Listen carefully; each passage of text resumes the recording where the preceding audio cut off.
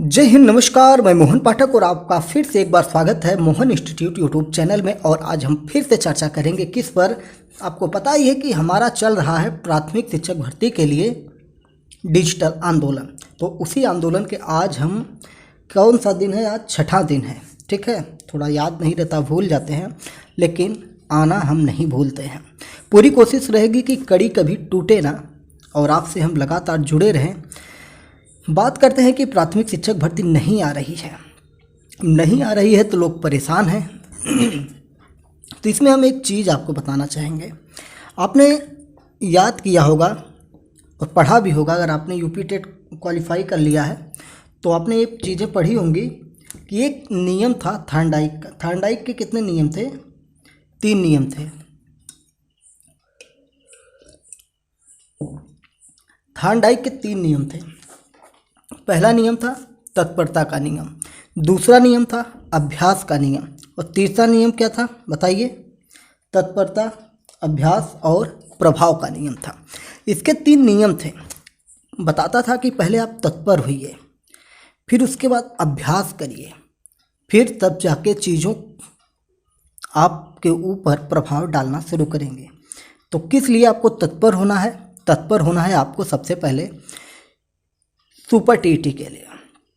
सबसे पहले आपको ये तत्पर होना है कि आपके जीवन में जो अनावश्यक चीज़ें चल रही हैं, जैसे इधर उधर फालतू का घूमना, फालतू लोगों से दोस्ती यारी, इन सब चीज़ों से धीरे धीरे दूर हो जाइए। सबको शुरुआत में बुरा लगेगा, फिर धीरे धीरे लोग समझ जाएंगे कि भाई अब ऐसे काम नहीं चलेगा, छोड़ ही दिया जाए तो ज़्यादा बेटर है। तो इन सारी चीज़ों को ध्यान में रखिए और हट जाइए, दूर हट जाइए सबसे, और अपने काम के लिए तत्पर हो जाइए। अभ्यास करते रहिए, प्रभाव डालते रहिए। तो ये था थॉर्नडाइक का 3 सिद्धांत, और इन्हीं सिद्धांतों पर आप लगे रहिए। हम तत्पर हैं प्राथमिक शिक्षक भर्ती के आंदोलन के लिए, रोज़ाना आपसे चर्चा कर रहे हैं। दूसरा पॉइंट, अभ्यास कर रहे हैं कि ये जो कड़ी चल रही है लगातार, हमारी जो आपसे बातचीत की कड़ी है, ये टूटे ना। प्रभाव क्या पड़ेगा? आपको पता है कि प्रभाव किस पर पड़ेगा? प्रभाव पड़ेगा बेसिक शिक्षा विभाग उत्तर प्रदेश पर पड़ेगा। किसके ऊपर पड़ेगा? शिक्षा मंत्री संदीप सिंह के ऊपर पड़ेगा। साथ ही साथ हमारे प्रदेश के मुखिया योगी आदित्यनाथ जी के ऊपर पड़ेगा। तो हम क्या चाहते हैं? सिर्फ यही चाहते हैं कि हमें एक शिक्षक भर्ती मिले। जिनका होना है हो जाए, नहीं होना है तो अपने कर्तव्य पथ पर आगे बढ़ जाएं, क्योंकि ये तो निश्चित है कि सभी का होना असंभव है। क्योंकि लगभग उत्तर प्रदेश में 8 से 12 लाख छात्र हैं। बीएड बीटीसी अगर मिला लिया जाए तो 12-15 लाख छात्र हो जाते हैं। वैकेंसी आएगी 17,000, 51,000, 97,000, जिनमें से 7 से 8 लाख फॉर्म डाले जाएंगे। इन 7 से 8 लाख फॉर्मों में अगर आप देखेंगे तो 2 से 3 लाख लोग पास हो जाएंगे, और सीट है 97,000। भाई भर्ती तो होगी 97,000, उसमें से भी जो प्रशासनिक व्यवस्थाएं होती है उसमें 10-20 हज़ार सीट खाली रह जाएगी। और इस हिसाब से आप देखेंगे कि ये नौकरी सभी को नहीं मिलेगी, और ये कड़वा सत्य है, सभी को नौकरी नहीं मिलेगी। इसलिए जहाँ भी हाथ पैर मार सकते हैं मारिए। जैसे मैंने यूट्यूब पर मारना शुरू किया, मैं जब से पढ़ना शुरू किया तभी से मैं यूट्यूब पर एजुकेशन लाइन में घुसना शुरू किया। और आज देखिए एमपीएस हिंदी यूट्यूब चैनल है मेरा, जहाँ पे मैं पढ़ा रहा हूँ। व्यूज़ कम आते हैं, ज़्यादा आते हैं, लेकिन एक तय है कि उस चैनल का चलना निश्चित है, क्योंकि मैंने उस पर इतनी मेहनत की है। और जिस चैनल पे मैं आपसे बात कर रहा हूँ, इस चैनल को सिर्फ और सिर्फ एजुकेशन के मामले में, शिक्षक भर्ती हुआ या किसी भी छात्र हितों के मामले में हम बात करते रहते हैं। तो मैंने अपना रुख बदला, क्योंकि मुझे पहले से ही आभास हो गया था कि भाई नौकरी मिलना इतना आसान नहीं है, बहुत भाग्य वालों को नौकरी मिलेगी। और मैंने शुरू से ही इस ओर कोशिश करना शुरू कर दिया।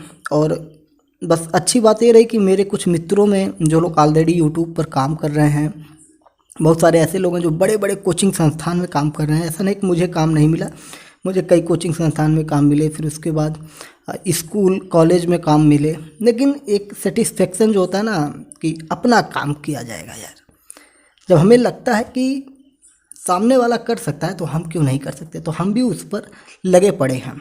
लेकिन ये नहीं है कि शिक्षक भर्ती छोड़ देंगे। घड़ी देख सकते हैं आप, कितना बज रहा है, 10:30 बज रहे हैं, रात के 10:30 बज रहे हैं। आप देख लीजिए, रात के 10:30 बजे मैं अपना सारा काम निपटा के जब सोने का टाइम हो रहा है तो मैं आपको सिर्फ और सिर्फ ये क्या है ना कि एक जिद है कि हम बात रखेंगे, नौकरी मिले या ना मिले, लेकिन हम अपनी बात रखेंगे। जीवन में कभी ये ना सोचना पड़े कि हमने प्रयास नहीं किया, दिल से प्रयास नहीं किया, ऐसी बातें हैं। राजस्थान में पेपर दिया गया, बहुत सारे पेपर दिए गए। मैं पेपर वैसे बहुत कम देता हूँ, मैं फॉर्म ही नहीं भरता हूँ, क्योंकि सिर्फ टीचिंग लाइन मुझे अच्छी लगी कि टीचर बनना थोड़ा मज़ेदार चीज़ है। टीचिंग लाइन में इंटरेस्ट आ गया और वही कर रहा हूँ। इसी चैनल पर देखिए 1600 से ज़्यादा वीडियो हैं, 1500 से ज़्यादा वीडियो इस पे मैंने बना रखे हैं, 1000 से ज़्यादा शॉर्ट वीडियो मैंने बनाए हैं। चैनल चलाने के लिए नहीं बनाया था, ये सिर्फ सीखने के लिए बनाया था। और सीखते सीखते आज आप लोगों के बीच में मैं आप ही लोगों के हितों के लिए बात कर रहा हूँ। और शिक्षक भर्ती कब आएगी ना मुझे पता है ना आपको पता है, लेकिन चर्चा अगर करना छोड़ देंगे तो जो आने वाली है वो भी नहीं आएगी। खाना वाना खाए हैं तो थोड़ा ढकार वकार आ रही है, तो उससे परेशान मत होइएगा।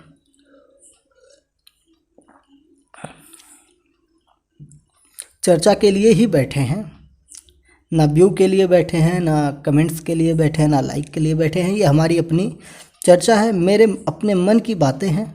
आप सुनेंगे तो शायद आप में से कोई एक ऐसा निकलेगा जो कोई आंदोलन बड़ा कर सकता है। साथ ही साथ कई लोग कर भी रहे हैं, जहाँ तक संभव होता है मैं पहुँच जाता हूँ। और आंदोलन तो होना चाहिए, लेकिन सार्थक आंदोलन होना चाहिए, राजनीति से प्रेरित नहीं कि कोई मंत्री आपको कुछ पैसे दे दिया, कोई नेता पैसा दे दिया और आप चल दिए 10-20 हज़ार लेके योगी जी के खिलाफ आंदोलन करने। आंदोलन करिए, आपकी रणनीति फिक्स होनी चाहिए, आप किस बेस पे आंदोलन करें। अब आंदोलन में अगर आप जाके नारा दें कि योगी मुर्दाबाद, अखिलेश यादव मुर्दाबाद या शिक्षा मंत्री मुर्दाबाद, ये सार्थक आंदोलन नहीं होगा। आप वहाँ जाके अपनी बात रखिए कि भर्ती दो, इस प्रकार की बातें। आप किसी सरकार को मुर्दाबाद या गाली गलौज करेंगे तो ये सही नहीं होता है। मैं इसीलिए आंदोलनों में नहीं जाता हूँ, क्योंकि जब भी आंदोलन होते हैं ना तो वहाँ पे क्या होता है कि जो आयोजक होता है वो भले ही सही रहे हो, लेकिन जब आते हैं लोग ना तो उसमें कुछ प्रमुख दलों के लोग आ जाते हैं और वो फिर जब घुसते हैं तो फिर नारे का जो सुर होता है अलग चला जाता है।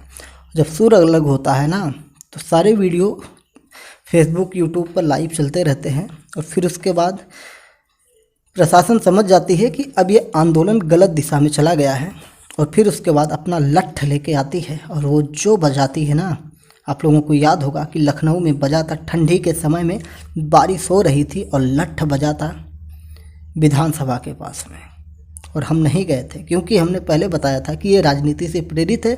हमारे बहुत सारे साथी थे जिन सबको बता दिया था कि भाई बच के जाइएगा। भले ही आंदोलन के जो नेता थे वो भले ही अच्छी नीति से गए थे, लेकिन उस आंदोलन के बीच में कुछ राजनेताओं के कार्यकर्ता चले गए थे और ये जानकारी सबको थी, सरकार को भी थी, और इसीलिए सरकार ने लठ बजाया था और जो वैकेंसी आ रही थी वो भी नहीं आई।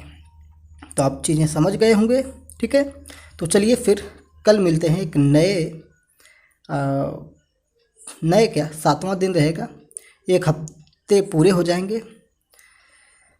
जय हिंद, नमस्कार, भारत माता की जय। हाँ, भर्ती के लिए आवाज़ इसी तरह रोज़ उठती रहेगी, छोटी आवाज़, छोटे लोग छोटी आवाज़, बड़े लोग बड़ी आवाज़। तो छोटी आवाज़ धीरे धीरे पहुँचेगी, लेकिन कानों तक पहुँचेगी ज़रूर। नमस्कार, जय हिंद, भारत माता की जय।